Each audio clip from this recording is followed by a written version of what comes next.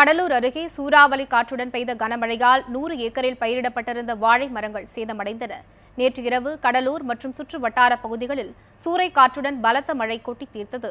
இதில் வடிசோதனைபாளையம் பகுதியில் 100க்கும் மேற்பட்ட ஏக்கரில் பயிரிடப்பட்டிருந்த வாழை மரங்கள் சாய்ந்தன. குலை சாய்க்கும் நேரத்தில் வாழைகள் சேதமடைந்ததால் பெரும் இழப்பு ஏற்பட்டுள்ளதாக விவசாயிகள் தெரிவித்துள்ளனர்.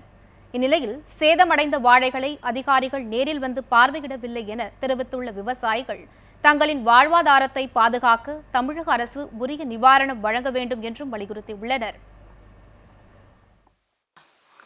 நேற்று அடித்த காற்றுல எங்கள் வருஷம் அந்த பஞ்சாயத்தில் சேர்ந்து ஒரு 20,000 ஏக்கருக்கு வாழைங்க.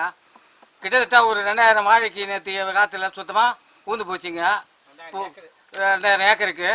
இப்போ நாங்கள் கையோ வாங்கி எல்லாம் கட்டி கடன் வெளிக்கடன்லாம் வாங்கி பேங்க்கெல்லாம் வாங்கி நொந்து போயிருக்கோம். எல்லாம் தற்கொலை பண்ணிக்கிற கட்டத்தில் இருக்கோம்.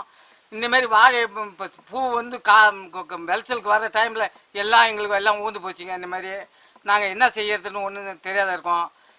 சுற்றுப்பாட்டில் ஒரு 20 கிலோமீட்டர் அளவுக்கு நாங்கள் எல்லாம் வாழை சந்தை பண்ணுறோம். ஒரு ஏக்கருக்கு 1,10,000 செலவு மட்டும் ஆகுது. இதை நேற்றுக்கு அடித்த காற்றுல மாலை அடித்த காற்றுல பூராவுமே ஒரு 2,000 ஏக்கர் அளவுக்கு பாதிச்சு போச்சு. அவங்கவுங்களுக்கு ஏகப்பட்ட சேதாரமாகி போச்சு. ஒரு மரத்துக்கு 110 ரூபா செலவாகுது. இதை தமிழக அரசு கவனத்தில் கொண்டு செயல்படணும்.